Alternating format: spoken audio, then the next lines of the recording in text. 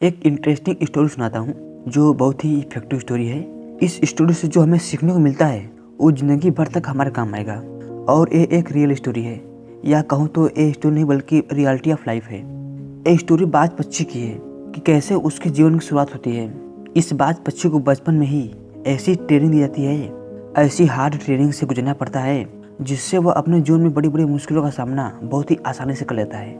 दोस्तों, आपको पता होगा कि जब किसी अन्य पक्षी का बच्चा पैदा होता है तो वह कम से कम 1 महीने तक अपने माता पिता पर निर्भर रहता है, अपने माता पिता की देखभाल में रहता है। वह जब तक खाना पीना और चलना सीख जाए तब तक वह अपने माता पिता की नज़र में रहता है। लेकिन बाज पक्षी में ऐसा नहीं होता है।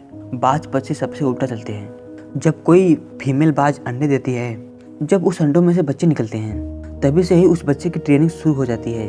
उस बच्चे की ट्रेनिंग के पहले पड़ाव में फीमेल बाज अपने बच्चे को चलना सिखाती है।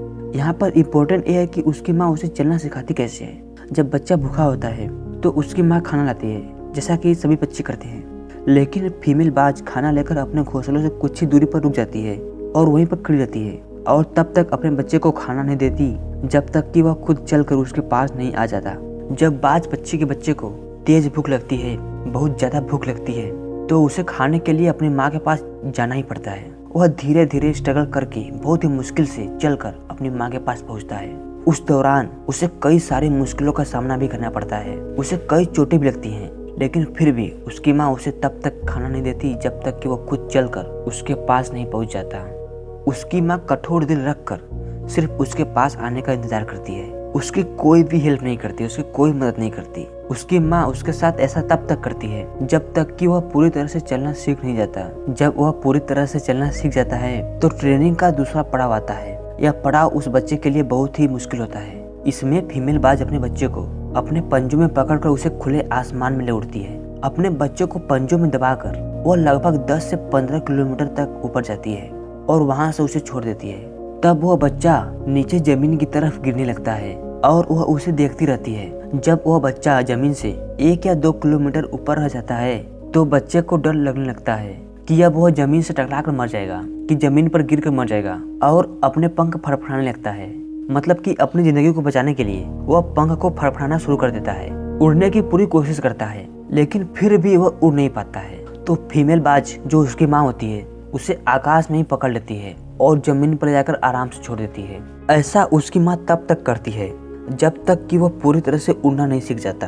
तो इस प्रकार से होती है एक बाज पक्षी के बचपन की शुरुआत, और उसे इस हार्ड ट्रेनिंग को करना ही पड़ता है, इस मुश्किल ट्रेनिंग को करना ही पड़ता है। इस कठिन ट्रेनिंग से वह अपने जीवन में, अपनी लाइफ में बहुत कुछ सीखता है। इसी कारण से ही वह अपने से भी दुगना वजन का शिकार आसानी से कर लेता है और उसे आसमान में ले उड़ता है।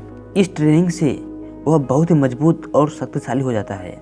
हमें बाज के इस हार्ड ट्रेनिंग से एक लेसन सीखने को मिलता है कि हमें भी अपनी लाइफ में कोई भी चीज़ हो जो हमारी ज़िंदगी को आसान बनाने के लिए ज़रूरी है, जिससे कि हम आगे चलकर मुश्किलों और कठिनाइयों का सामना आसानी से कर लें, हमें बचपन में वही चीज़ करनी चाहिए, शुरुआत में ही वही चीज़ करना चाहिए। देखो, हर व्यक्ति, जानवर या पक्षी अपने बच्चों से प्यार करता है, बहुत प्यार करता है, लेकिन इसका मतलब ये नहीं कि वह उसे अपने पर ही निर्भर रहने दे। उसको लाइफ में मुश्किलों का सामना करना भी सिखाए, जिसके कारण वह अपनी प्रतिभा को दिखा सके, वह खुद को प्रूव कर सके कि उसके अंदर कितना टैलेंट है, वह क्या कर सकता है। आपको हमेशा ये सीखना चाहिए कि जिंदगी का दूसरा नाम ही संघर्ष है। अपने जीवन में अगर आपको कुछ भी हासिल करना हो तो संघर्ष तो करना ही पड़ेगा, स्ट्रगल करना ही पड़ेगा। बिना स्ट्रगल के कुछ भी हासिल नहीं कर सकते आप।